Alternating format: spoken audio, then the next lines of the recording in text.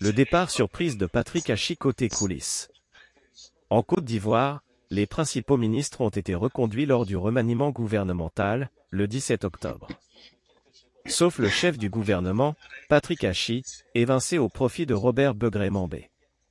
Contre toute attente, Alassane Ouattara n'a pas reconduit dans ses fonctions le Premier ministre Patrick Hachi, lui préférant Robert Begré-Mambé, le gouverneur du district autonome d'Abidjan. Les motivations du chef de l'État n'ont pas été dévoilées et nul ne sait, à ce jour, où Patrick Hachi va rebondir. En réalité, si cette annonce a été faite le 16 octobre, la décision avait été définitivement prise 48 heures plus tôt.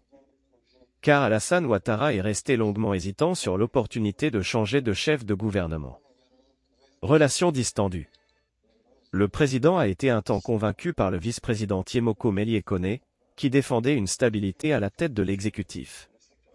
Alors que le chef de l'État confiait encore récemment en privé qu'il comptait reconduire Patrick Hachi, Alassane Ouattara continuait de solliciter des avis.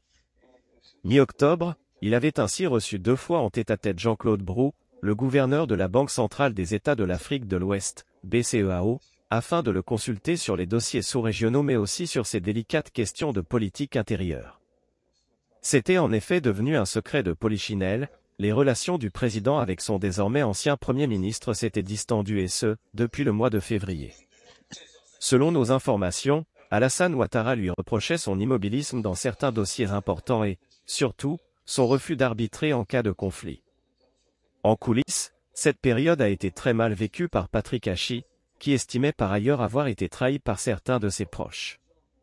Soldat du président. Au fil du temps, Alassane Ouattara avait donc transféré à Tiemoko Melie Kone plusieurs prérogatives dévolues à Patrick Hachi. Tandis que le vice-président devenait de plus en plus visible, le Premier ministre ne se faisait plus beaucoup d'illusions sur son éventuel départ du gouvernement. En septembre dernier, lors de la campagne pour les élections régionales dans son fief de Lamé, Patrick Hachi anticipait déjà une possible reconversion, affirmant souhaiter s'occuper du développement local. Après la dissolution du gouvernement le 6 octobre, il s'était redit fidèle à Alassane Ouattara.